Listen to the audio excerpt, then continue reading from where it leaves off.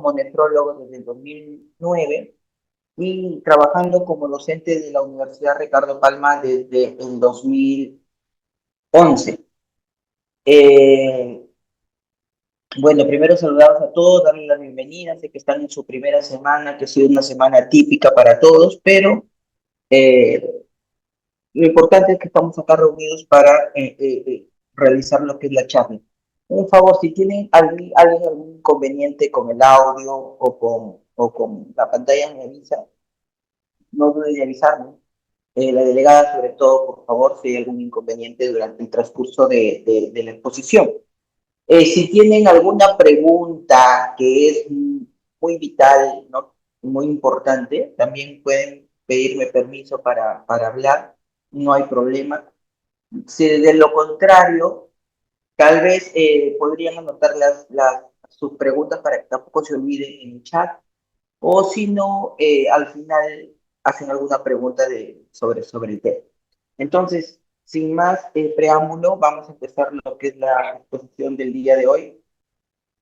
Eh, entonces, hoy día vamos a hablar sobre lo que son las glomerulopatías secundarias. Antes de pensar, quería saber si ayer tuvieron las glomerulopatías primarias. Si alguien me puede comentar, por favor. Doctor, ¿Tuvieron ayer las glomerulopatías primarias? sí, sabemos. Sí, doctor, ayer dieron la Sí. clase. Perfecto, perfecto, ya, ok. Entonces, el día de ayer hablaron de las glomerulopatías primarias o las de origen incierto, que generalmente solo involucran al riñón como único órgano, pero ahora vamos a hablar de lo que son las glomerulopatías secundarias. Cuando nosotros hablamos de glomerulopatías secundarias, estamos hablando de enfermedades sistémicas. Es decir, que no solo va a ser comprometido el riñón, sino también otros órganos de diferentes sistemas, ¿no? Todos se caracterizan porque el daño renal va a tener etiología y mecanismos o causas específicas, ¿no? Al final van a haber diferentes formas en que cada una de las causas va a atacar al riñón, pero todas al final le van a producir un daño renal. Y ese daño renal, que puede manifestarse de diferentes maneras también, al final van a tener una vía común que es la nefroangioesclerosis. Por lo tanto, cuando nosotros ya nos encontramos en una fase avanzada de nefroangiosclerosis, es muy difícil ya determinar qué tipo de glomerulopatía es la que ha causado el daño, porque la vía final es la misma. Entonces, no se olviden, enfermedades sistémicas que tienen etiologías y mecanismos y modos de presentación bastante diferentes, pero todas desencadenan al final una nefroangiosclerosis. Bueno, no me voy a detener mucho aquí porque ya lo han trabajado, ¿no? Estamos hablando de glomerulopatías, obviamente, el daño renal es en el glomérulo, pero sobre todo del glomérulo en una estructura especial que se llama la membrana de filtración, que como ustedes ya saben tiene tres capas, cada una con sus características del endotelio interno, la membrana basal y los porocitos, ¿no? De acuerdo al daño renal es cómo se van de acuerdo a la capa de esta membrana de filtración es que se van a mostrar determinados signos y síntomas en los diferentes síndromes, como vamos a comentar más adelante. Entonces, obviamente que al haber un daño de cualquiera de estas capas, generalmente se va a traducir en un proceso de proteinuria y en algunos casos de hematuria. Entonces, como hemos dicho bien, cuando hablamos de fisiología, porque acaba de haber una alteración no solo en la estructura, sino va a haber un daño en la función del riñón, y la función principal de la nefrona es la filtración glomerular. Entonces, cuando se habla de fisiología, hablamos que la filtración glomerular se produce, como hemos dicho, en las tres capas mencionadas y el proceso de filtración va a estar llevado a través de procesos de carga y de tamaño, ¿no? Y el proceso de filtración se mide a través de lo que es denominada la tasa de filtrado glomerular, que finalmente da cuánto es la función renal del paciente. Entonces, esto es importante, ¿no? Porque cuando hablamos de filtración glomerular, ¿no? De filtración glomerular, nosotros vamos a evaluar dos cosas importantes. Por un lado, cómo se encuentra la membrana, si se encuentra íntegra, eso es lo que le da la permeabilidad selectiva, que es el primer componente. Y lo segundo ya es un proceso más mecánico, que es a través de lo más biofísico, que es a través de los procesos de diferentes presiones, ¿no? Que se denomina presión efectiva de filtración. Entonces, para que ocurra una buena filtración necesitamos una buena membrana íntegra por un lado, es decir, que los porocitos, la membrana basal del endotelio esté bien, y por otro lado que esta presión efectiva de filtración permita el paso de lo que es la luz capilar hacia lo que es el espacio de Bowman, ¿no? Y para eso necesitamos una diferencia de presión, es decir, que tengamos una mejor presión hidrostática y tengamos una menor presión capsular, para que la resultante nos dé una filtración. Entonces, vamos directamente a lo que es la presentación clínica, ¿no? Existen diferentes formas de presentarse. Puede presentarse como un síndrome nefrótico con proteinuria nefrótica, un síndrome nefrítico con proteinuria nefrítica. Puede haber una mezcla o una mixtura de signos, tanto nefróticos como nefríticos, lo que denominan el síndrome nefrótico nefrítico, como una proteinuria aislada o como una hematuria aislada. Entonces, cuando hablamos de lo que es el síndrome nefrítico agudo, el síndrome nefrítico, que es el que vamos a comenzar, es importante esto primero, ¿no? ¿Dónde es lo que se va a encontrar afectado? Se va a encontrar afectado nuestra capa interna, es decir, nuestro endotelio. Es la capa que está más en contacto con la sangre, es el endotelio.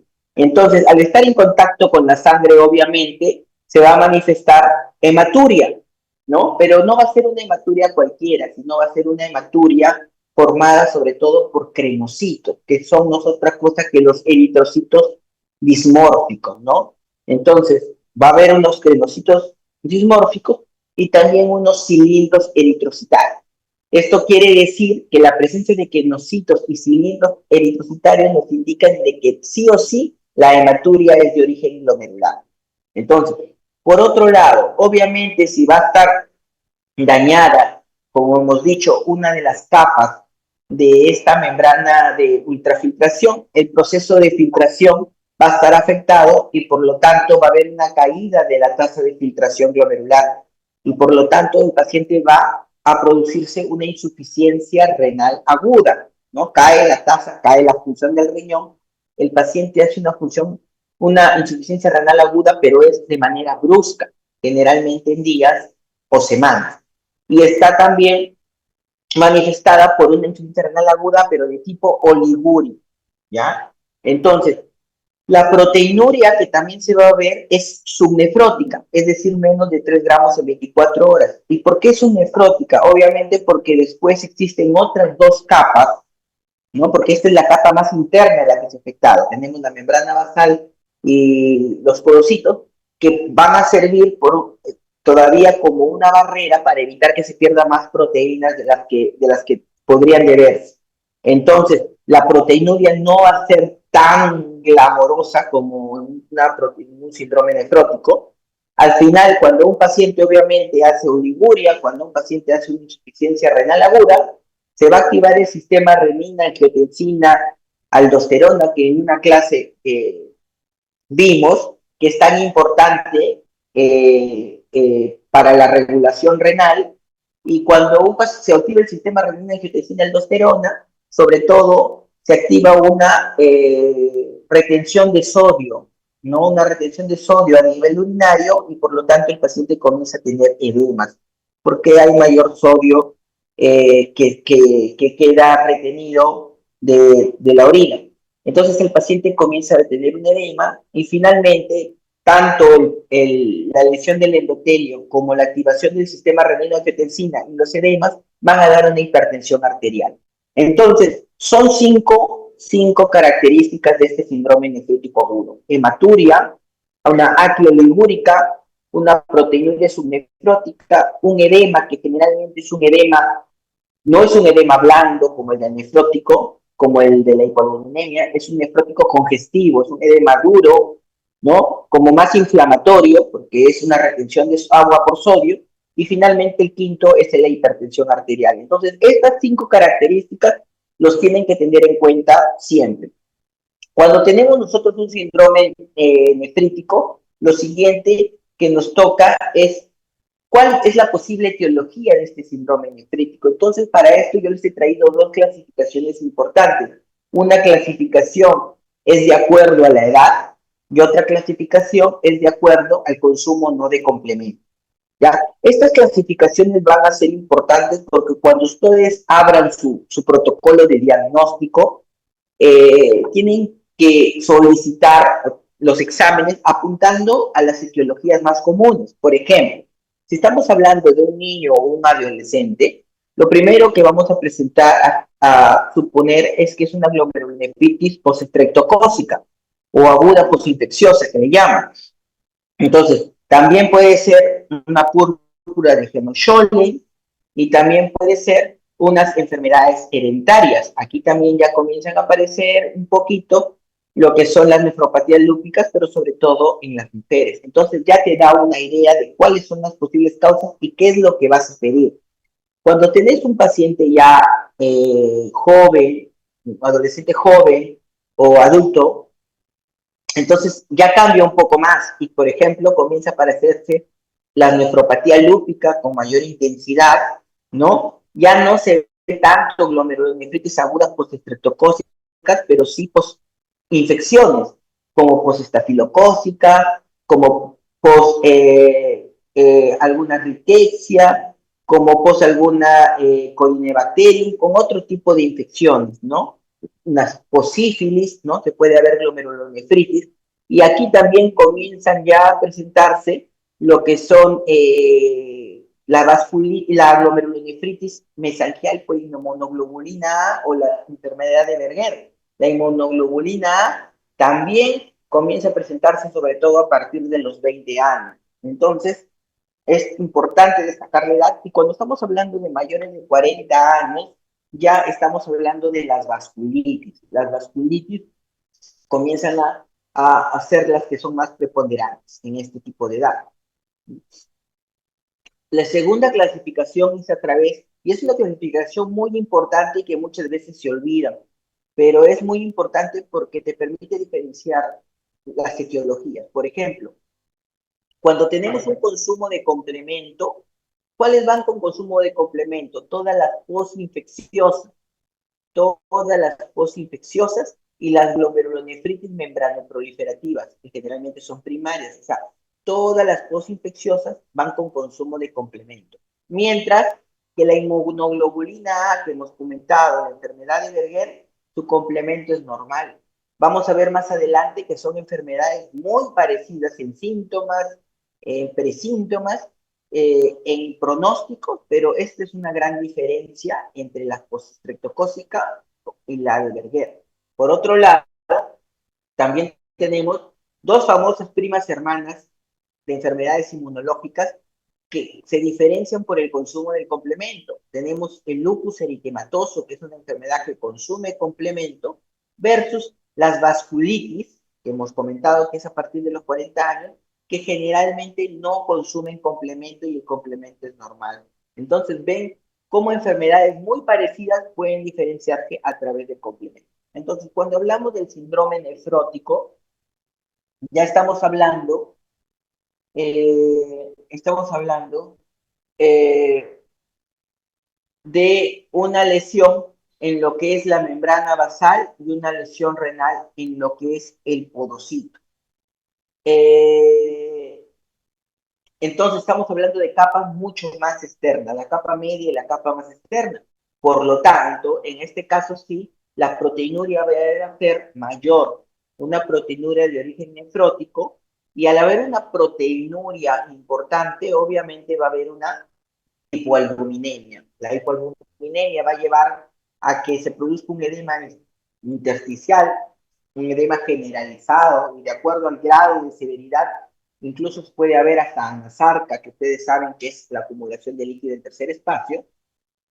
La pérdida de proteínas que son transportadoras de lo que son los colesteroles LDL y de los triglicéridos, también se van a perder dejando colesterol y triglicéridos libres y por lo tanto el paciente va a presentar hiperlipidemia, ¿no? Sobre todo hipertrigliceridemia Y finalmente el quinto componente se denomina hipercoagulabilidad, porque al haber una pérdida de antitrombina a través de la orina, entonces, como sabemos, la antitrombina es como entre comillas, digamos, evita la formación de coágulos o trombos, el paciente va a tener una tendencia, al haber esta pérdida de este anticoagulante, a la trombosis, ¿no? A la hipercoagulabilidad. Entonces, estos son los otros cinco componentes que son propios del síndrome nefrótico: proteinuria nefrótica, hipoluminemia, un edema por hipoluminemia, que es un edema blando, con fovea, hiperlipidemia, hipercoagulabilidad.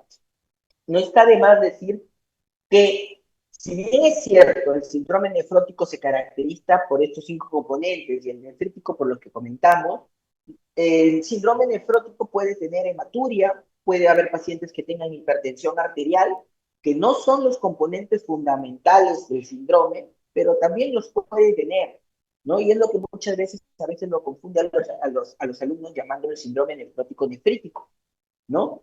Pero puede haber un componente de ambos.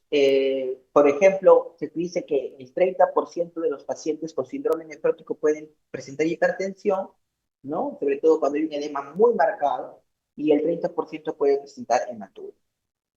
Es decir, la presencia de estos componentes no descarta el síndrome nefrótico. Cuando hablamos de síndrome nefrótico, también buscar la etiología es importante. Y el síndrome nefrótico es un síndrome que se caracteriza por ser todo un reto, ¿no? Para los médicos, para los nefrólogos, porque la versatilidad de las causas que lo producen es inmensa. Desde enfermedades sistémicas, enfermedades inmunológicas, enfermedades metabólicas, enfermedades endocrinológicas, enfermedades congénitas, amiloidosis, enfermedades infecciosas, parásitos, incluso HIV, algunos medicamentos, neoplasias. Los cánceres producen síndrome nefrótico, las linfomas, los leucemias, la hipertensión arterial, la preeclampsia y la misma obesidad mórbida. Entonces, como verán, es una gran cantidad de causas, y cuando nos llega un paciente tenemos que abrir un protocolo. Obviamente también pensando en cuál, o jerarquizando cuáles son las etiologías más comunes. Probablemente, si estamos hablando de personas adultas o adultas mayores, siempre, sobre todo adultas mayores, siempre tendríamos que buscar neoplasias. Si estamos pensando en enfermedades jóvenes, más jóvenes, ya con inicio de actividad sexual, pues tendríamos que también buscar enfermedades como el HIV y la sífilis, ¿no? Y la hepatitis. Eh, entonces, vamos a hablar de algunas glomerulopatías secundarias importantes. Vamos a ir por la primera, que es la nefropatía diabética. La nefropatía diabética es la causa principal de síndrome nefrótico en todo el mundo. Ya es la principal causa de síndrome nefrótico y la principal causa también de enfermedad renal en diálisis a nivel mundial, por la gran frecuencia de pacientes diabéticos que tenemos en el mundo. Cuando hablamos de nefropatía diabética, estamos hablando de la presencia, por un lado, de proteinuria mayor o igual a 300 miligramos en 24 horas, ¿ya? Muchas veces asociado a retinopatía diabética, casi en la mayoría de veces. Entonces, y siempre que hayamos descartado otras posibles causas similares, ya que pueden producir también una proteinuria diabética. Entonces, un paciente diabético con mucho tiempo de enfermedad, que tiene mayor proteinuria, más de 300 miligramos en 24 horas, y le hacemos un fondo de ojo, tenemos retinopatía diabética, cantado que es una nefropatía diabética, ¿no? Entonces, como hemos mencionado, este dato es importante porque todos sabemos que los diabéticos tipo 1 o los que son insulinodependientes generalmente son más agresivos a tener insuficiencia renal crónica, y mientras que los de los diabéticos tipo 2, solo el 5 a 10% generarán enfermedad renal crónica, pero como hemos dicho, por la cantidad de pacientes, estos diabéticos tipo 2 terminan siendo los más frecuentes.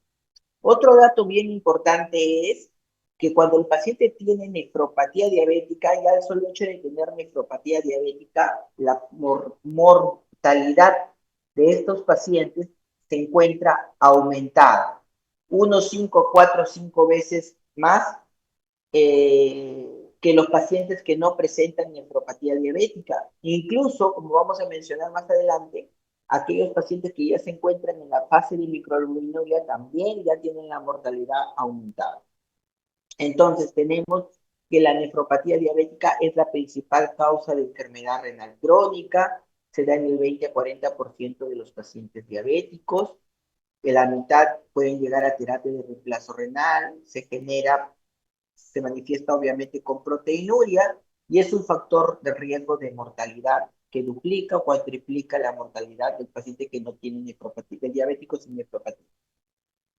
Entonces, cuando nosotros hablamos de qué condiciones predisponen a que un diabético o tenga una nefropatía diabética, tenemos sobre todo, si aparte de ser diabético, el paciente es hipertenso, si el paciente es un diabético mal controlado, si es un paciente que tiene hipercolesterolemia, si es un paciente que tiene síndrome metabólico y si es un paciente que fuma, es muy probable que este paciente diabético que cumpla con estas presente nefropatía diabética.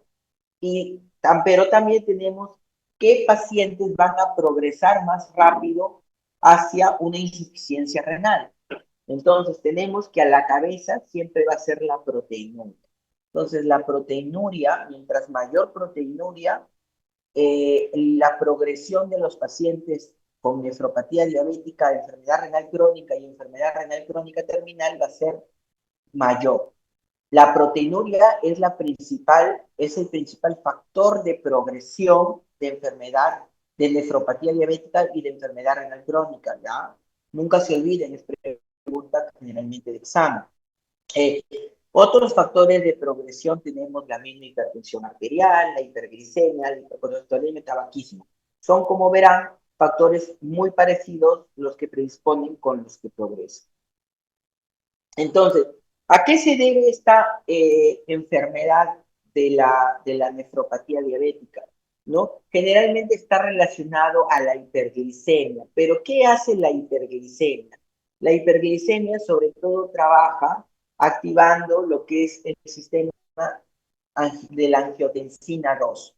¿Y qué hace la angiotensina 2 que ustedes habrán escuchado, ¿no? Cuando hablamos del sistema renino-angiotensina, hablamos de la angiotensina. La angiotensina es un potente vasoconstrictor, pero es sobre todo un potente remodelador. ¿Qué quiere decir? Que activa el factor de crecimiento de los fibroblastos. Al activar el factor de crecimiento de los fibroblastos, van a reemplazar las células normales o los glomérulos normales por fibras, ¿no? Y esto va a producir glomerulosclerosis, va a producir engrosamiento arterial, ¿no? Y también fibrosis túbulo intersticial por la activación de este factor de crecimiento fibroblástico tipo B. Todo esto va a llevar a la insuficiencia renal. Entonces, por un lado, al producirse estos problemas de la vasoconstricción gracias a la angiotensina, va a haber un problema hemos dicho, de hipertrofia glomerular, hipertrofia mesangial, los cuales van a producir una hiperfiltración glomerular. O sea, por un lado va a estar alterado. ¿Te acuerdas cuando hablamos de la filtración que se debía a dos componentes? Uno era la presión de filtración y el otro lado la membrana. Entonces, por un lado va a estar alterado el proceso de hiperfiltración glomerular, pero por otro lado también la membrana, tanto los porocitos como los glóbulos, la membrana basal, se van a engrosar, van a incrementar su permeabilidad y por lo tanto también se va a dañar. Entonces, los dos componentes van a estar dañados y el paciente va a ser proteinuria. Con el tiempo, la proteinuria va a producir daño túbulo intersticial y caída de la filtrado glomerular y el paciente hace enfermedad renal crónica. Entonces, en cuanto a la patología, lo primero que vamos a ver es que el paciente, cuando lo vemos en el microscopio, bueno, cabe indicar que son muy pocos pacientes los que se le hace biopsia.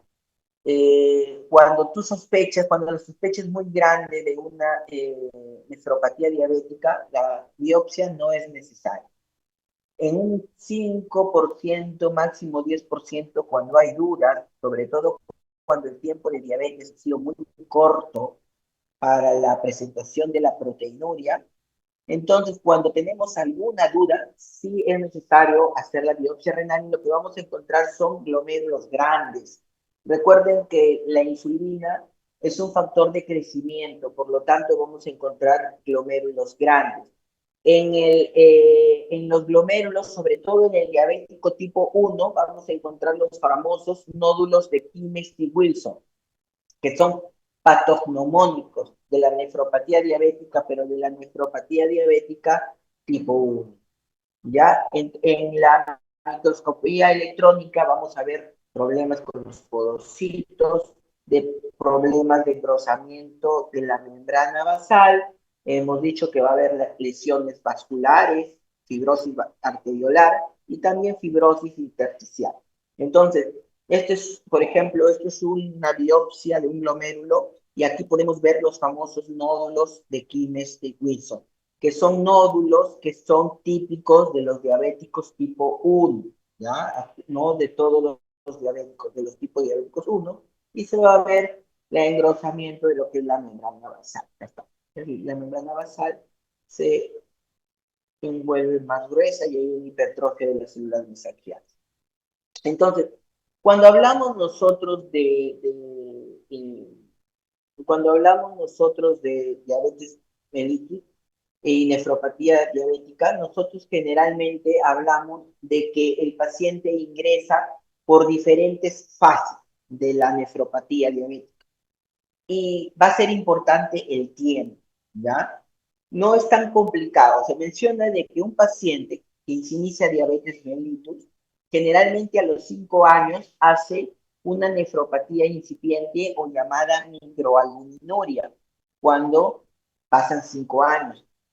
Cuando pasan 5 años más, es decir, cuando el paciente tiene 10 años, se presenta ya una nefropatía clínica o una proteinuria per se, ya llamada macroalbuminuria. Cuando ya pasan 5 años más, es decir, cuando ya estamos con 15 años, generalmente el paciente ya hace una insuficiencia renal. Y cuando pasa más de 20 años, ya el paciente probablemente ingresa en diálisis. Entonces, es importante saber esto porque cuando ustedes hacen su historia clínica, cuando entrevistan a un paciente que ingresa para un estudio de síndrome nefrótico, entonces tienen que preguntarle siempre cuánto tiempo tiene la diabetes mellitus. Entonces, para que produzca proteinuria mínimo, microalbuminuria tendrían que pasar 5 años. Entonces, aquí está, por ejemplo, y también cómo aumenta el riesgo de mortalidad. ¿Cuál es el problema principal aquí? Que esto que se ve tan bonito, 5, 10, 15, 20 años, es un esquema que se da en los diabéticos tipo 1. ¿Por qué? Porque en los diabéticos tipo 1, nosotros sabemos que el día 1 que le encontraron diabetes, ese día el paciente debutó. Ese día el paciente debutó con diabetes mellitus, o sea, el día que le encontraron la glucosa alta. Mientras que en la diabetes tipo 2 no es así. En la diabéticos tipo 2 nosotros, el día que lo diagnosticamos, no es su primer día, puede haber estado en la enfermedad, su clínica, silente, no detectada mucho tiempo anterior, por lo tanto, no, como no sabemos el punto de partida, no se va a cumplir generalmente este periodo que hemos mencionado, esta secuencia, ¿ya? Pero no está de más saberlo. Cuando tengan un paciente que tiene una nefropatía diabética con menos de 5 años, de todas maneras hay que dudarlo. ¿Cómo se resuelve? Con un fondo de ojo. Si el fondo de ojo es positivo para retinopatía diabética, esa diabetes es de mayor. Entonces, dijimos que el paciente pasa por una fase de microalbuminuria, nefropatía incipiente que le llamaban antes, ahora le llaman A2. Entonces, son pacientes que generalmente, como he mencionado, se presenta a los 5 años que el paciente diabético tipo 1 es diagnosticado, ¿no? Mientras que en el diabético tipo 2 puede estar presente en el momento del diagnóstico porque no sabemos hace cuánto tiempo empezó su diabetes. Entonces, la microalbuminuria es un factor de riesgo cardiovascular y de muerte, ¿no? Estos pacientes que han hecho microalbuminuria en 5 años más probablemente ya pasen a la segunda fase, que es la fase de macroalbuminuria, proteinuria clínica o A3, que es cuando las proteínas están más de 300 miligramos al día, ¿no? Estos pacientes que generalmente ya tienen proteinuria, si nosotros lo buscamos si hay daño de diabetes, vamos a encontrar en la retina, vamos a encontrar que el 90% de los pacientes tienen nefropatía y retinopatía. O sea, es muy común. Y en los diabéticos tipo 2 generalmente entre el 60 y el 70% va a tener. Una vez que el paciente comienza a tener macroalbuminuria, lo más probable es que ya ingrese a un estado de una insuficiencia renal crónica progresiva. Se menciona que el 50% de los enfermos, como hemos dicho, de los pacientes, presentarán insuficiencia renal, pasarán a la siguiente fase, que es la enfermedad renal crónica, aproximadamente en 5 años. Obviamente esto va a depender de los niveles de proteinuria, porque como les dije, la proteinuria, al ser el principal factor, no es lo mismo tener 500 miligramos de proteinuria que tener 1 gramo, que tener 4 gramos, que tener 8 gramos, que tener 22 gramos. Mientras más proteinuria, más rápido vamos a llegar a la enfermedad renal crónica. Entonces, ¿cuándo debemos buscar nefropatía diabética? Es decir, si el paciente pierde proteína. Entonces, en los diabéticos tipo 1 tendremos que esperar 5 años para a partir de esa fecha hacerle un test de microalbuminuria. Mientras que en los diabéticos tipo 2 se exige que al momento del diagnóstico debemos también hacerle un estudio de microalbuminuria o de proteinuria para descartar que no haya nefropatía diabética. Entonces, ¿qué métodos hay para medir la albuminuria? Existen diferentes métodos, sobre todo el más importante es bueno, tenemos la más importante que es la orina de 24 horas, ¿no? La orina de 24 horas, aquí están cuando es considerado microalbuminuria, macroalbuminuria, es un examen muy importante, ¿ya? Y muy importante, pero generalmente tiene que ser con la recolección bien realizada. Cuando la recolección no es bien realizada, hay muchos falsos positivos. Entonces, ¿qué pasa con esos pacientes mayores que cada vez nosotros tenemos, que se olvidan de quitar la orina de 24 horas, se estresan o tienen incontinencia? Entonces, para eso existe un método muy fácil, muy práctico, que es en una muestra aislada de orina, una primera orina de la mañana, tú pides albúmina y creatinina en esa orina de la mañana y haces una división, ¿no? Una divides, pues, es decir, va a haber un cociente albúmina-creatinina en la orina de 24, de la orina simple, en una muestra de orina simple, ¿no? Así se pide, cociente de albúmina-creatinina en orina simple, en orina aislada. Entonces, aquí los valores, aquí están, son diferentes para hombres y para mujeres, para mujeres los valores un poquito mayores, ¿ya? Y esto es generalmente sirve más para el screening, es decir, una manera rapidita, ¿no? Con un poquito de orina, rápidamente tú puedes ver si tu paciente tiene proteinuria. ¿Cuáles factores alteran entonces, yo, considerando que la proteinuria es tan importante como diagnóstico y como progresión, yo los invito a que no solo se acuerden cuando tengan un paciente nefrópata, cuando tengan un paciente renal, no solo se acuerden de la creatinina, que generalmente sí lo tienen en su cabeza, sino se acuerden siempre de pedirle proteinuria con cualquiera de los métodos indicados.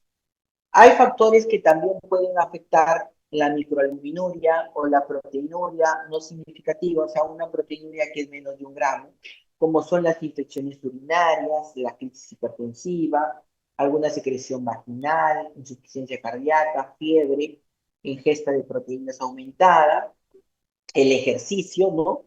Podemos tener una proteinuria, pero generalmente nunca es mayor de 1 gramo. Una proteinuria mayor de 1 gramo siempre va a ser una proteinuria patológica, ¿ya? Entonces, menos de 1 gramo pueden hacer el seguimiento, tal vez el paciente estaba pasando por alguna de estas situaciones. El tratamiento de la nefropatía diabética es un tratamiento multifactorial que consigue básicamente en tratar de controlar los factores de progresión, ¿no? Es decir, vamos a controlar lo que es la diabetes, la presión alta, la albúmina, la dislipidemia, el tabaco, dieta, peso y ejercicio. Entonces, estas son las principales recomendaciones. Nuestra glucosa tiene que tener un control con una hemoglobina glicosilada menos del 7%. Verán que el control no se hace con glucosa en ayunas, sino con una hemoglobina glicosilada. Menos del 7%, el riesgo de progresión es mínimo. La presión arterial tiene que estar menos de 130/80. Si es una proteinuria mayor, podría estar en 125/75, el LDL menos de 100, los triglicéridos menos de 150. El paciente tiene que dejar de fumar sí o sí. La dieta del paciente tiene que ser una dieta hipoproteica, porque si le damos una dieta bien en proteína, la va a filtrar, y si la va a filtrar, va a dañar más los túbulos renales. Entonces tiene que ser una dieta hipoproteica, 0,6, 0,8, tratando de evitar no nutrir mucho al paciente, reducir el consumo de la sal. No se olviden que la sal hace que el paciente también pierda proteína. Entonces, si yo tengo un paciente diabético con proteinuria, su dieta será igual que la de un hipertenso, ¿ya? Con la reducción a la tercera parte de la sal. Eh, entonces, y en cuanto a lo que es el manejo de la proteinuria, el manejo de la proteinuria fundamentalmente se basa en YECA o ARA2, ¿ya?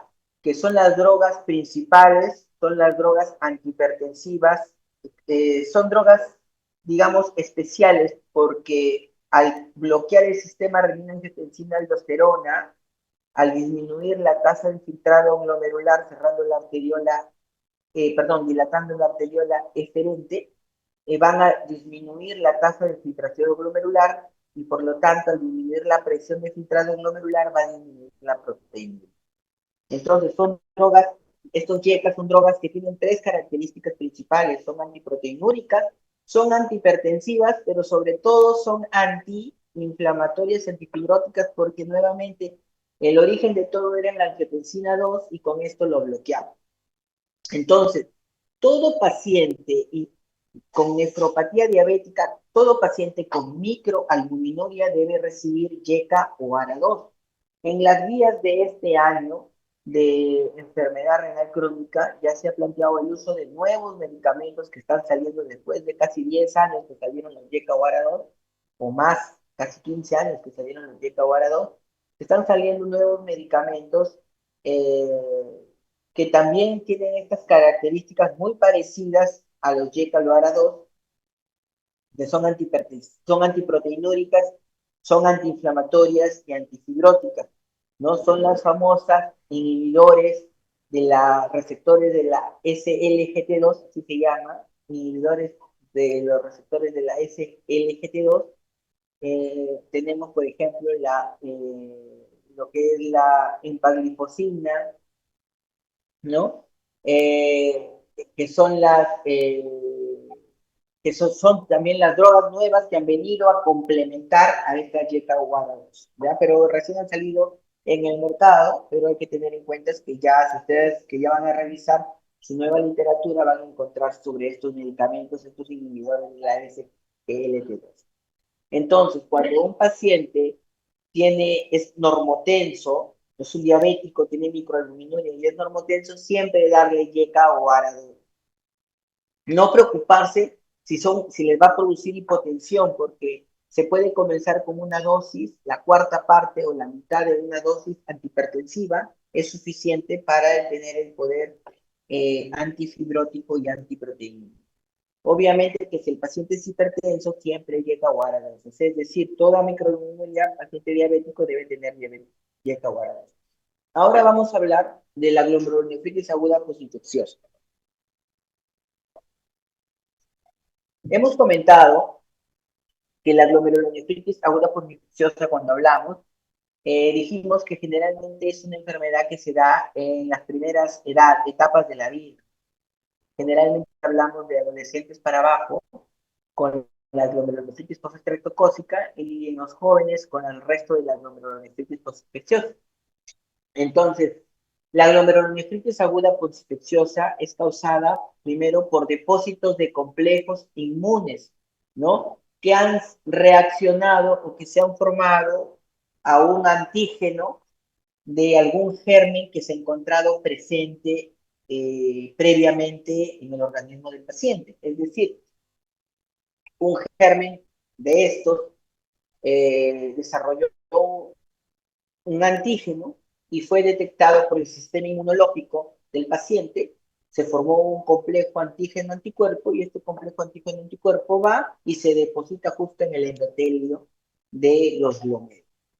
Entonces, la forma más frecuente, hemos dicho, es la postestreptocócica o también llamada estreptocócico producida por el estreptococo piógenes, ¿no? Y ya hemos dicho, se une el antígeno y el anticuerpo de esta bacteria y van a viajar al glomérulo y van a producir una respuesta inflamatoria en cascadas, llenas de complementos y va a producir una actividad quimiotáctica que va a hacer que proliferen muchos polimorfos nucleares, ¿ya? Muchos polimorfos nucleares en el endotelio produciendo lesión glomerular.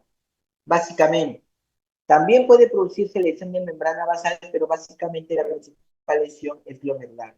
Entonces va a haber una proliferación de estos polimorfos nucleares, ¿no? Por esta activación de complemento, esta cascada inflamatoria, sobre todo en el mesangio, ¿ya? Va a haber, por eso se llama glomerulonefritis eh, proliferativa, ¿no? Es una glomerulonefritis proliferativa, proliferan, ¿no? Estos polimorfos nucleares dañando el endotelio. Entonces, hemos dicho que van a proliferar a nivel endocapilar, produciendo la famosa glomerulonefritis proliferativa. Obviamente se va a producir un daño endotelial. Y si da un daño endotelial, se va a producir un síndrome nefrítico, ¿no? Entonces vamos a tener por un lado la hematuria y proteinuria por el daño glomerular. Obviamente, si se daña el glomérulo, va a disminuir la tasa de filtrado glomerular, el paciente va a ser un ácido ligúrico, dijimos que se iba a activar el sistema renina-angiotensina, el paciente iba a hacer edema, iba a ser producto del edema probablemente iba a ser estado de hipervolemia e hipertensión arterial, ¿no? Aquí vemos y está presente la pentada del síndrome nefrítico, hematuria, proteinuria subnefrótica, el aqui oligúrico, el edema y la hipertensión arterial. Entonces hemos dicho que generalmente se da en adolescentes, en niños y adolescentes, le da promedio 6-8 años y se presenta mayormente en el 75% como un síndrome nefrítico, ningún 20% como una hematuria sola, ¿ya? Entonces en el 95% va a haber hematuria. Por no decir en el 100%.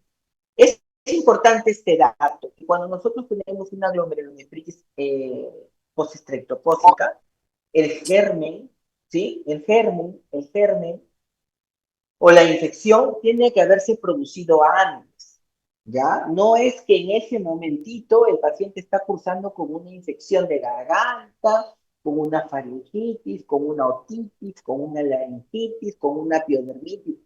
No es en ese momento. El paciente ya sufrió de esta enfermedad, ya presentó semanas antes. Simplemente ya los, eh, ya se formaron los anticuerpos, ya la bacteria fue controlada, pero quedaron los anticuerpos y los antígenos, formando estos complejos inmunes. Entonces, las faringitis generalmente se dan 15 días antes, 2 semanas antes, y las infecciones de la piel hasta 3 semanas antes. Obviamente son enfermedades estacionales porque si está relacionado con la parte respiratoria, es más frecuente en invierno. Entonces, no se olviden, existe un periodo de latencia de 1 a 3 semanas. El paciente tiene hematuria, hemos dicho casi 90-100%, edema 90%. El edema es un edema duro, congestivo, no, generalmente no hay pérdida de líquido en tercer espacio, o sea, no va con anasarca. El 60-70% vienen con hipertensión arterial por sobrecarga de volumen. Y finalmente, la clínica cuando es muy aparatosa, porque el problema de estos pacientes es la clínica. La clínica es muy abrupta. El síndrome nefrítico, hemos dicho que es algo muy brusco. Entonces, es aparatoso. Ya se le ve al paciente gravemente enfermo. El paciente cursa por tanta sobrecarga de volumen con congestión circulatoria, disnea, congestión pulmonar y también con crisis hipertensiva, encefalopatía hipertensiva que lo puede llevar a las convulsiones coma. Imagínate ver esto en un niño. O sea, es algo sinceramente complicado, ¿no? Llamativo. Sin embargo, eh, eh, en cuanto a los exámenes, sin embargo, como veremos más adelante, bien tratado, el pronóstico es bueno.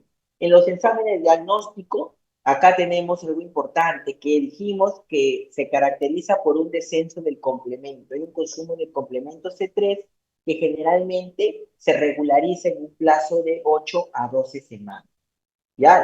A los pacientes tienen una positiva o un anticuerpo que se llama la antiestreptolicina O, entonces le piden antiestreptolicina O si están pensando que puede ser esta la causa, y generalmente, como el cuadro es tan típico, el pronóstico es bueno, generalmente no se hace biopsia renal, ¿ya? Por los riesgos de la biopsia renal.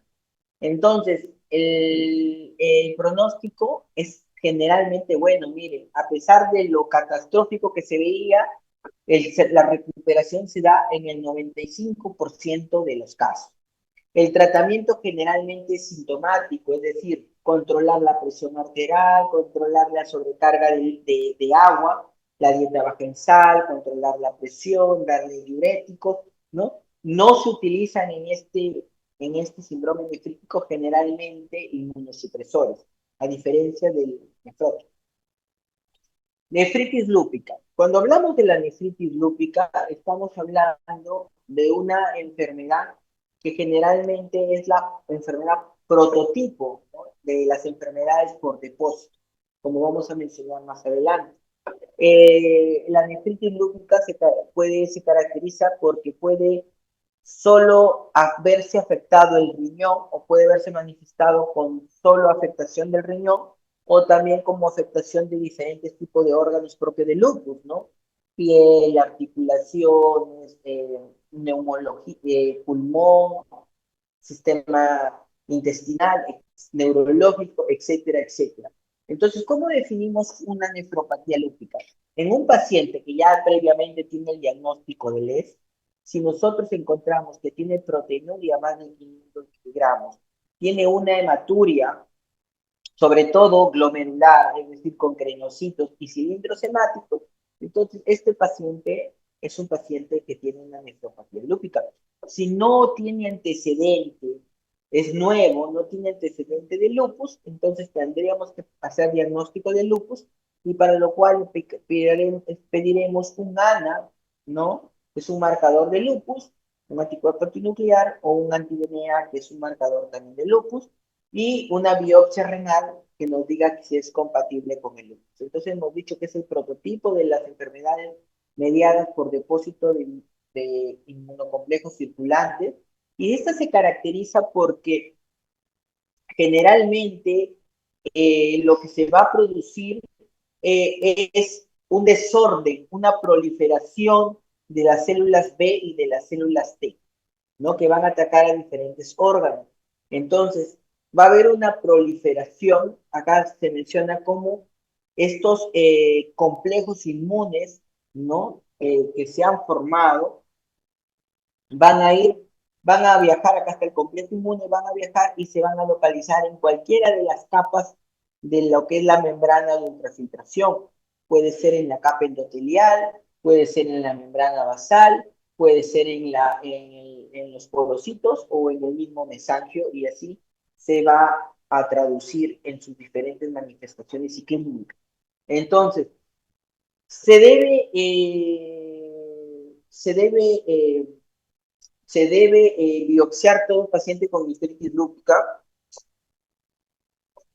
Generalmente, todo paciente con nefropatía lúpica sí debería ser biopsiado. ¿Y por qué? No solo para confirmar el diagnóstico, sino para identificar qué clase de nefritis lúpica es. Tenemos hasta 6 clases de nefritis lúpica.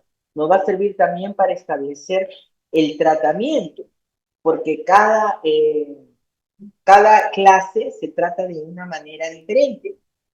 Y finalmente también nos va a facilitar para saber cuál es el pronóstico, es decir, nos va a dar datos de lesiones agudas y de lesiones crónicas, que nos van a permitir decidir si el paciente tiene lesiones más agudas, el tratamiento también va a ser más agresivo, y si tiene más crónicas, el tratamiento va a ser más conservador y el camino probablemente a una enfermedad renal crónica terminal, va a ser más corto.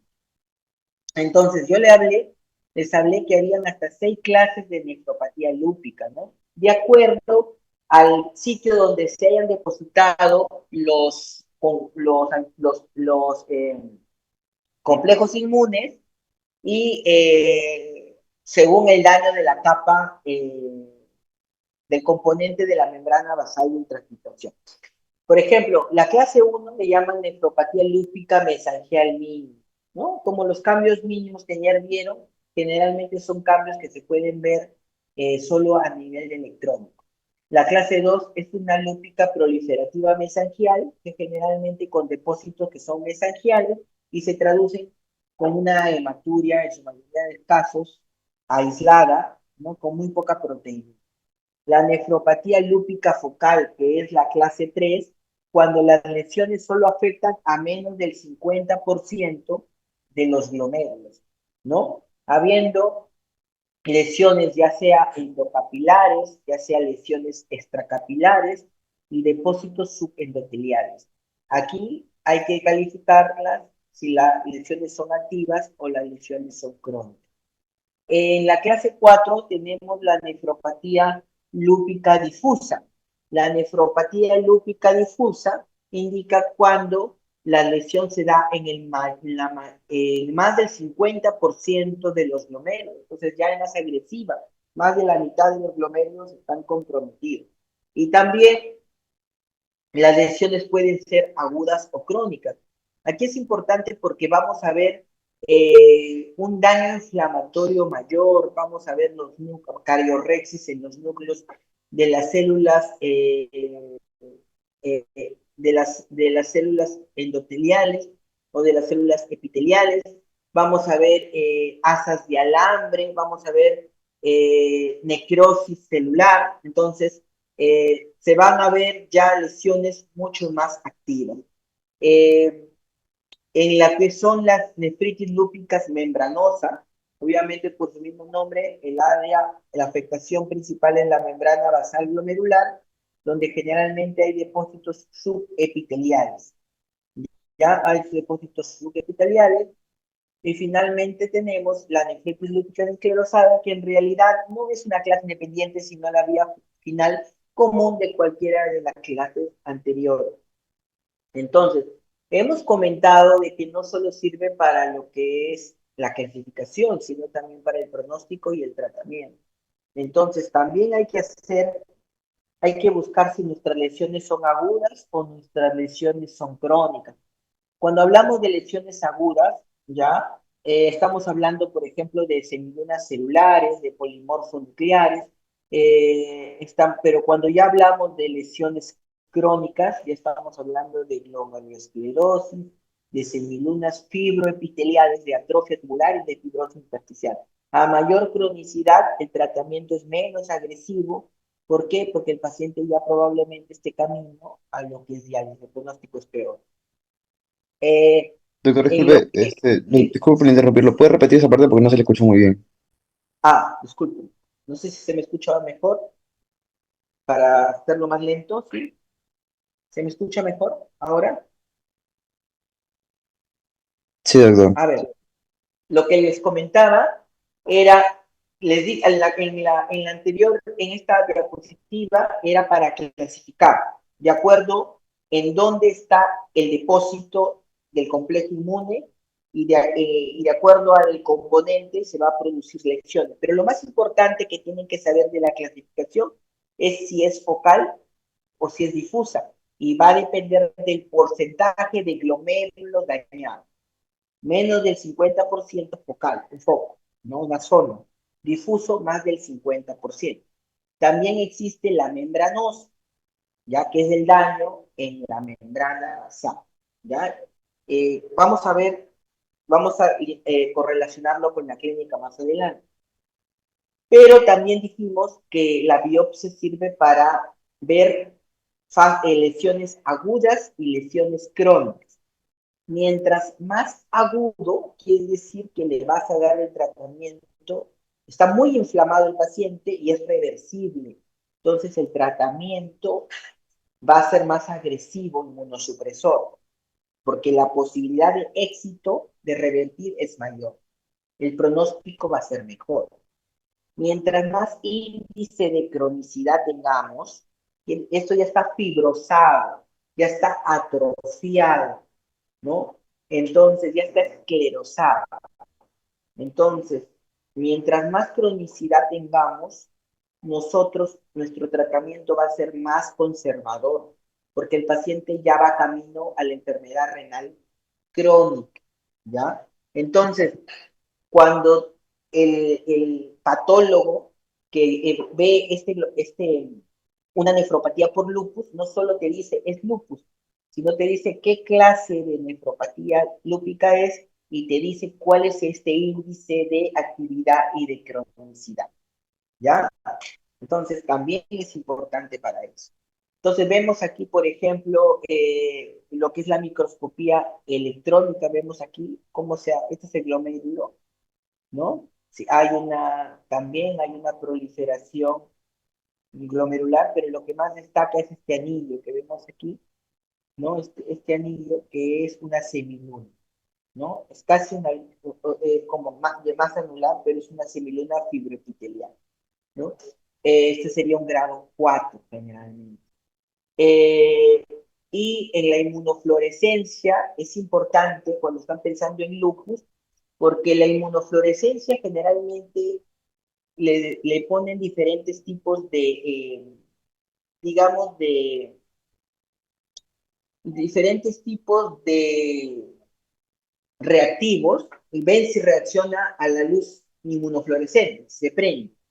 Entonces, justo el lupus se caracteriza porque se prende casi a todos los reactivos, es decir, se prende al C1Q, al C3, a la inmunoglobulina G, a la inmunoglobulina M.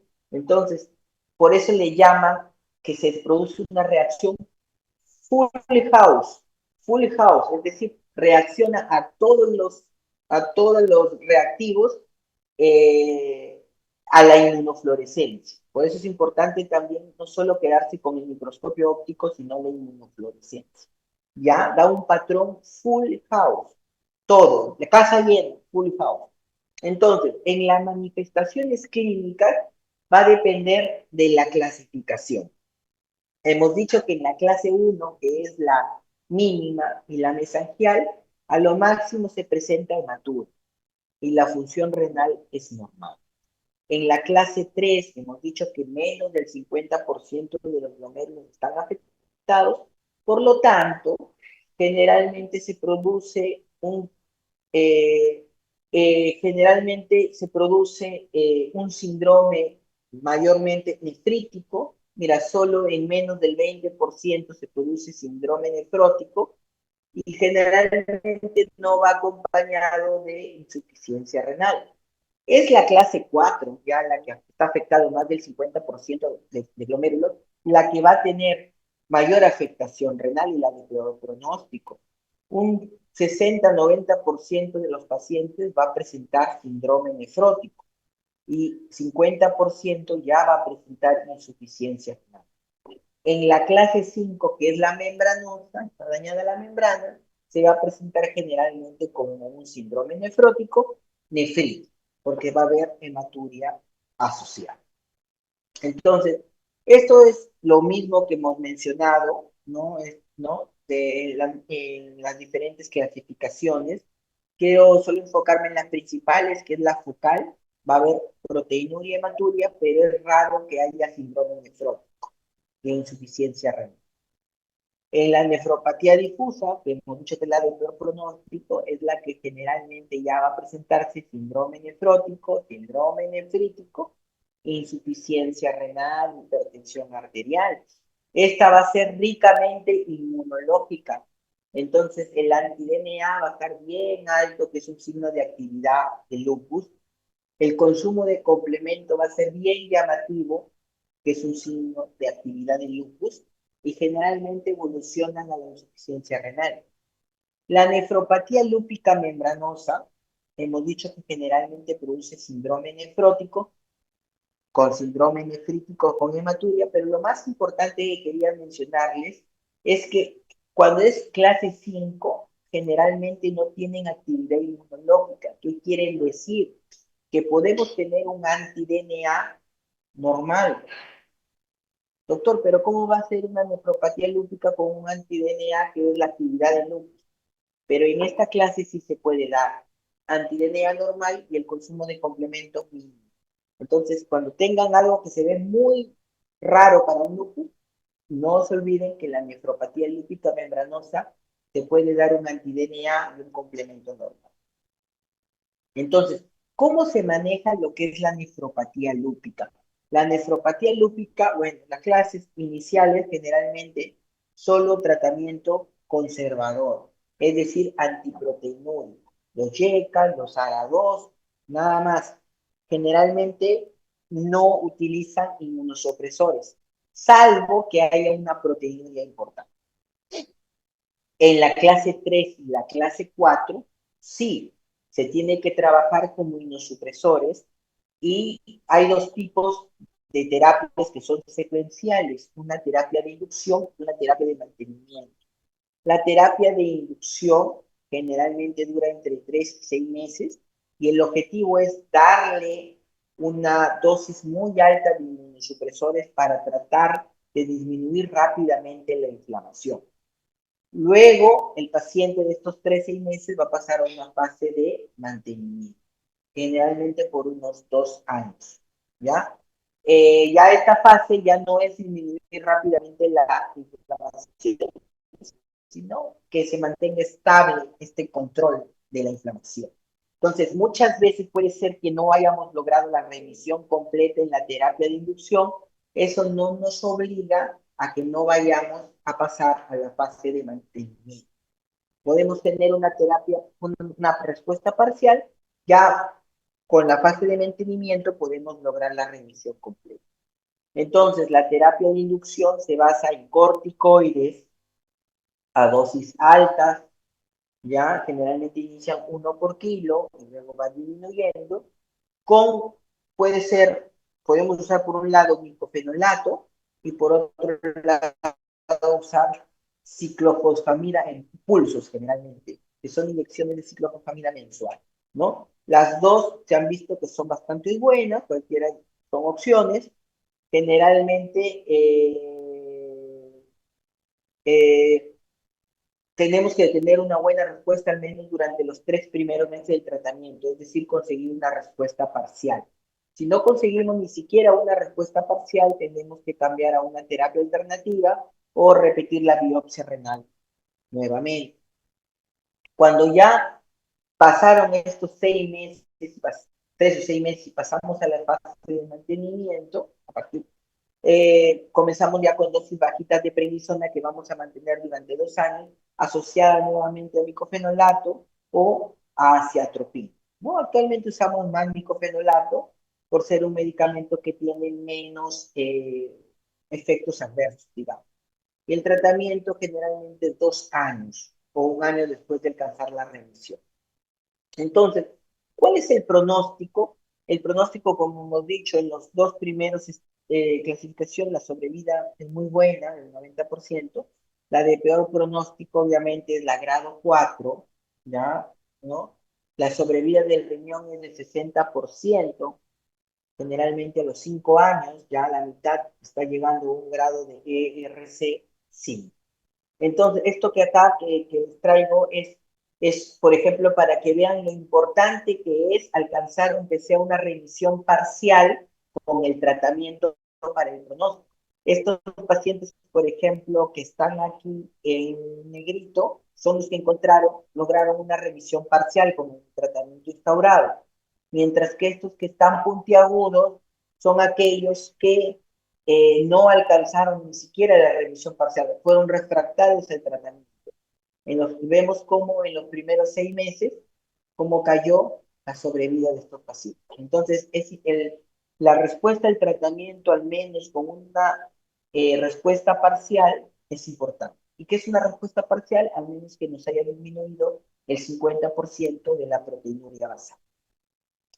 Para hablar de lo que es vasculitis, que es la prima hermana de la gastritis lúpica, también es una enfermedad muy parecida, no es una enfermedad inflamatoria, pero en este caso de los vasos sanguíneos, una enfermedad muy endotelial, ¿no? Que también puede ser una vasculitis renal, es decir, solo al riñón, o una vasculitis sistémica en su mayoría de sus casos, sobre todo afectando a un órgano como el pulmón, el famoso síndrome pulmón-riñón. Entonces, existen diferentes tipos de vasculitis, pero nosotros nos vamos a preocupar por las que abarcan o comprometen lo que es el glomérulo, ¿ya? Que son las vasculitis de pequeños vasos y que cursan con glomerulonefritis o con hemorragia alveolar, el síndrome pulmón-riñón. Entonces, estas vasculitis, también denominadas enfermedades, se llama también una enfermedad pausoinmune, porque a diferencia de, del lupus, aquí no va a haber depósito de inmunocomplejo, sino va a ser diferente su forma, cómo va a dañar el endotelio, que va a ser a través de una activación exagerada de los neutrófilos. ¿Ya? Por otra vía se van a activar los neutrófilos. Y son los neutrófilos los que van a hacer la equinotaxis y toda la proliferación celular y el daño celular. Entonces, son enfermedades inmunes porque no hay depósitos de inmunocomplejos y se caracterizan, generalmente son de 3 tipos: la polyangiitis microscópica, la de Wegener o la granulomatósica, también llamada de Churg-Strauss, ¿ya? Entonces, como hemos mencionado, va a haber una pérdida de tolerancia de estos anticuerpos, de una pérdida de tolerancia de este anticuerpo activador de los neutrófilos, y cuando este activador de los neutrófilos se va digamos, y va a tener como una hiperreactividad de su función, entonces va a activar los neutrófilos, que son los que van a producir la injuria renal, con la proliferación no solo de neutrófilos, sino de los linfocitos y de macrófagos, a nivel sobre todo de las células endoteliales. Entonces, estos anticuerpos va a haber, como hemos dicho, una activación de los neutrófilos. Esta activación de los neutrófilos van a producir una quimiotaxis. Una quimiotaxis eh, produciendo una agregación de diferentes tipos de linfocitos, necrosis celular, y se van a formar también unas células macrófagas, y sobre todo la fusión de estas células macrófagos son las famosas células gigantes multinucleadas, que van a dar muchas veces la presencia de estas granulomas. Entonces, los, las vasculitis eh, se denominan asociadas a ANCA. Lo que vamos a ver es ese anticuerpo, la presencia de estos anticuerpos llamados ANCA, que hemos dicho que son los que están hiper sensibilizados, por así decirlo. Entonces, las vasculitis asociadas tipo ANCA se van a dividir en estas tres: las microscópicas, la colingitis y la de Chor-Strauss. Todas van a caracterizarse por ser por producir una vasculitis necrotizante, es decir, un daño endotelial. Ya no va a haber depósito inmune, son pausoinmunes y va a afectarse a los pequeños vasos. Entonces, en la polingeitis también va a haber afectación, como hemos dicho, del capilar pulmonar. En la de Wegener también se va a ver una glomerulonefritis necrotizante, ¿ya? Pero lo importante es que en la de Wegener también va a estar más, va a haber un mayor se va a involucrar más, se va a afectar más el tracto respiratorio. Tanto así que el tracto más, la afección pulmonar es mayor que la afectación renal. Mientras que en la glomerulonefritis eosinofílica o de polingeitis de Chorlstrock se caracteriza por estas enfermedades granulomatosas, estas presencias de granulomas, y va a estar asociado generalmente a pacientes con asma.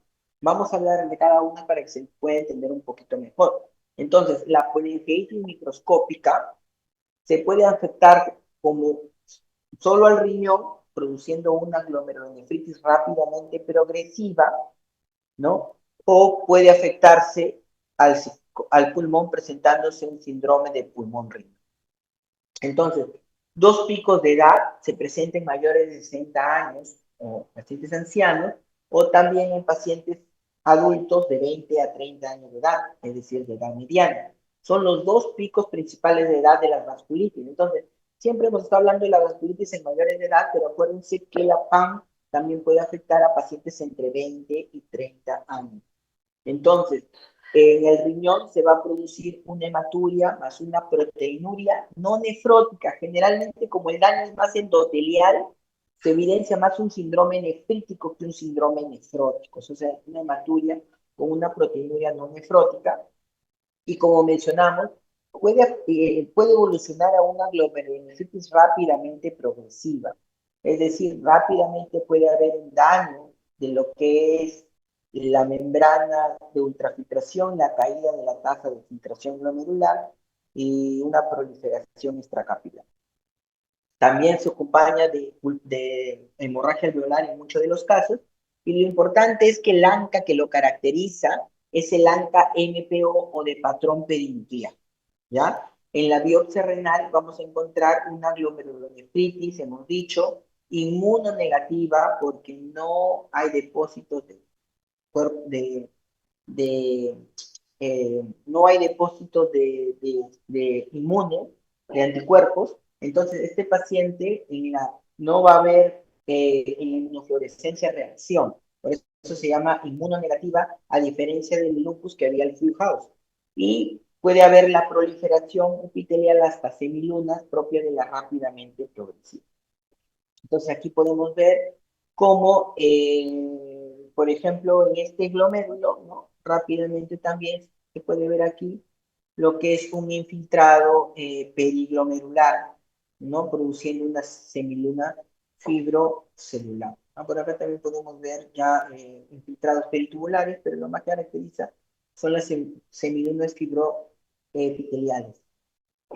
Aquí tenemos que no se olviden, puede haber un síndrome pulmón-riñón, ¿no? Cuando uno lo ve en la radiografía del tórax parece una congestión pulmonar, un edema agudo de pulmón, ¿no? En la tomografía puede ser una congestión pulmonar, un edema agudo de pulmón.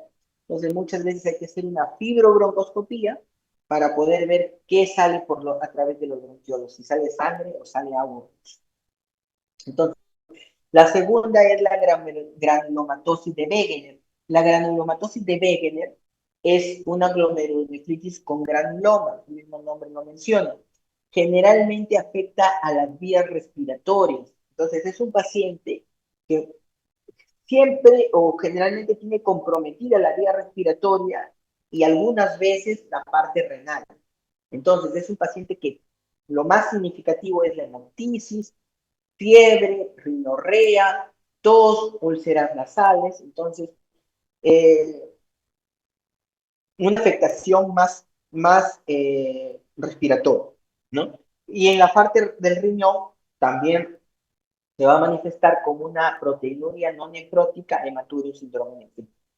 El patrón es, este ANCA no es el NPO, sino es el ANCA PR3, que no es perinuclear, sino citoplasmático. La biopsia es muy parecida o está igual a la MPO sin inmunofluorescencia y con la posibilidad de encontrar la semiluna. Y en el síndrome de Strauss generalmente lo que vamos a encontrar son eosinófilos en granulomas, con eosinófilos en las vías respiratorias y también en los riñones. Se va a asociar al asma bioesinofilia y como he mencionado, solo el 30% de estas vasculitis afecta el riñón. Generalmente es más pulmonar. Entonces, en el tratamiento, en frecuencia, la más frecuente es la PAM, seguida de la Wegener y finalmente la Church-Strauss es la menos frecuente. En cuanto al tratamiento, es muy parecido al tratamiento del lupus, está en una fase de inducción de 3 meses, con pulsos de ciclofosfamida, ¿no? Si el paciente entra una rápidamente progresiva, también tenemos que acompañarlo de pulsos de esteroides, y lo importante es que, miren, el 80% de los pacientes muestra una remisión. O sea, tenemos que evaluar bien a nuestro paciente un diagnóstico temprano y a pesar de que el paciente haya hecho una rápidamente progresiva, el 80% de los pacientes podemos sacarlos y ellos se han requerido apoyo de hemodiálisis. En los casos severos o refractarios van a necesitar a veces plasmaféresis o rituximab. La fase de mantenimiento con acetropina o micofenolato, esa parte es de 2 años. Finalmente, vamos a hablar de lo que es la amiloidosis renal. La amiloidosis renal, ¿ya? Es una enfermedad que se caracteriza por depósitos de amiloide en diferentes tipos de órganos, pero si hablamos de amiloidosis renal, obviamente estamos hablando que depósito de este amiloide en las estructuras o en los componentes del, ¿no? Entonces, este amiloide no es otra cosa que una proteína anómala, ¿no? Son sustancias, dice, que están constituidas por una proteína fibrilar betaplegada. Es una proteína anómala. Esta proteína es densa. Esta proteína se deposita en el intersticio, se deposita en el glomérulo, en el mesanquio, en los túbulos, ¿no? Y comienza a producir un daño en la función de esas estructuras. Entonces, cuando hablamos de amiloidosis renal, existen dos tipos de amiloidosis según la causa. Puede ser primaria o AL o secundaria o AA. Cuando hablamos de primaria o AL, generalmente la amiloidosis primaria es cuando que se debe a una sobreproducción de inmunoglobulina de cadena ligera. Por eso se llama AL, ¿no? De inmunoglobulina de cadena ligera, sobre todo tipo lambda, y se debe en enfermedades que tienen que ver con discracias de células plasmáticas, como el mieloma múltiple, ¿no? El mieloma múltiple es una enfermedad que en la médula ósea comienza a producir células plasmáticas que producen esta proteína, ¿no? Entonces, el mieloma múltiple es, digamos, la etiología más conocida de esta discrasia de células plasmáticas que producen amiloidosis tipo AL o primaria. Y los amiloidosis secundarias generalmente se deben a procesos inflamatorios crónicos mal curados o mal tratados.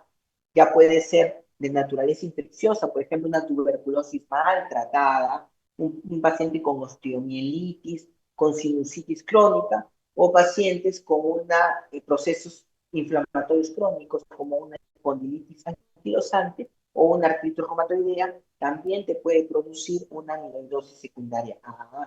¿No? En nuestro país, que tenemos pacientes con tuberculosis, se ve bastantes amiloidosis secundarias a tuberculosis, pero generalmente esos pacientes que tienen como secuela bronquiectasis, ¿no? Los que no tienen secuencia de bronquiectasis es muy raro. Tienen que haber tenido bronquiectasis como secuela de su tuberculosis. Entonces, este amiloide, hemos dicho, se deposita en los riñones afectando la función renal. Sobre todo se deposita en las membranas basales, en toda la membrana de ultrafiltración en general, produciendo un síndrome nefrótico florido, ¿ya? Florido. Es decir, estamos hablando de los síndromes, las proteinuras más excesivas que se pueden imaginar.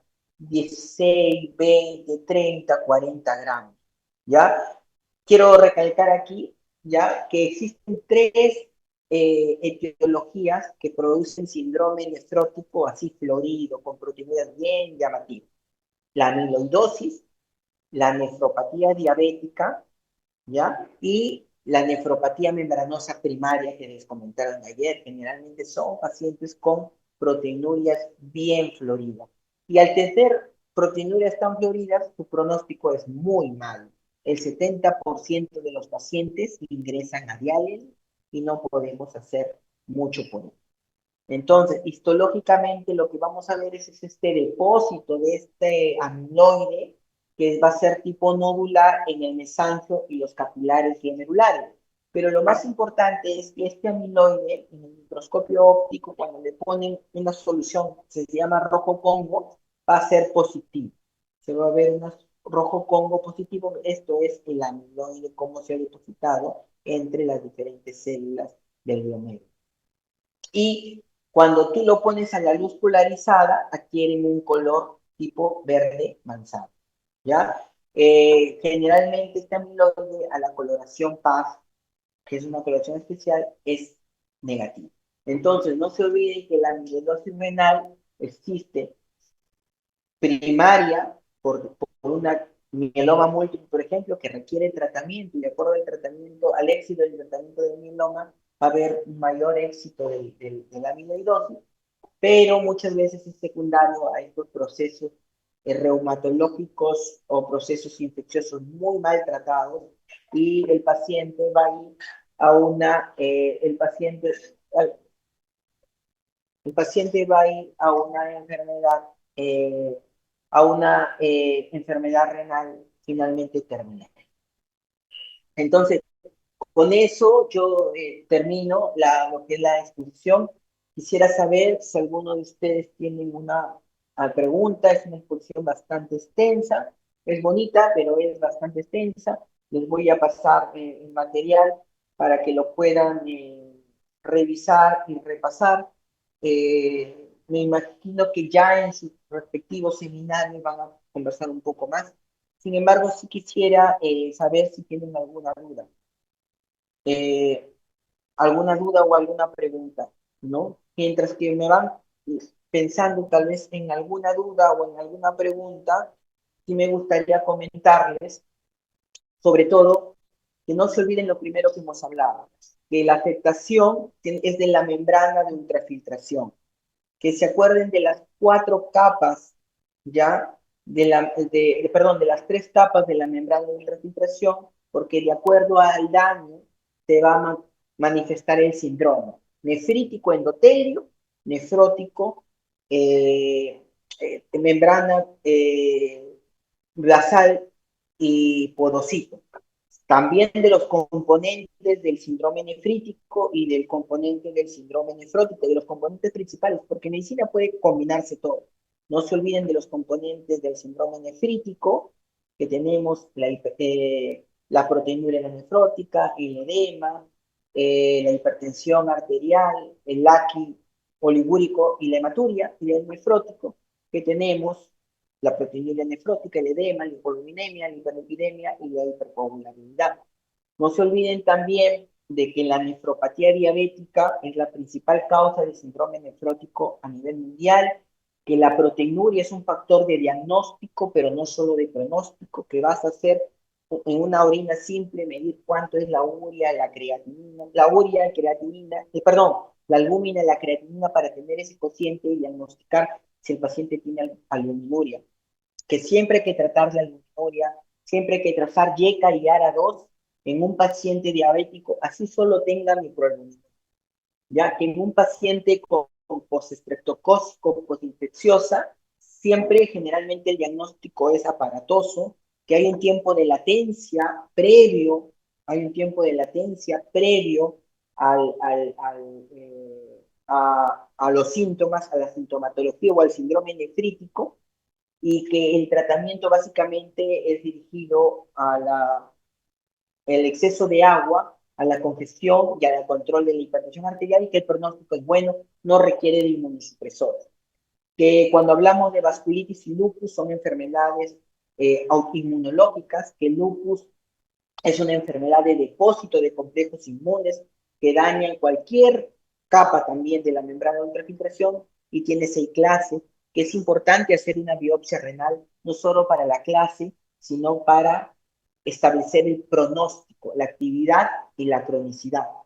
Que la de peor pronóstico es la clase 4, que afecta más del 50% de los glomérulos, que el tratamiento se basa en inmunosupresores, que hay tratamiento inicial y tratamiento de mantenimiento, que la vasculitis es una enfermedad que no tiene depósitos, es una enfermedad pausoinmune, es una enfermedad que no consume complemento y es una enfermedad que se produce más como un síndrome nefrítico, pero siempre hay que descartar que no hay un compromiso pulmonar, porque está asociado a un síndrome pulmón-riñón, que el tratamiento inmunosupresor casi es el mismo, y finalmente la amiloidosis, como les dije, puede ser por mieloma, puede ser por estas enfermedades crónicas maltratadas e infecciosas, y que es de muy mal pronóstico porque tiene gran cantidad de proteínas. Más o menos eso es un resumen apurado de lo que les he venido a presentar. Así que si no tienen ningún tipo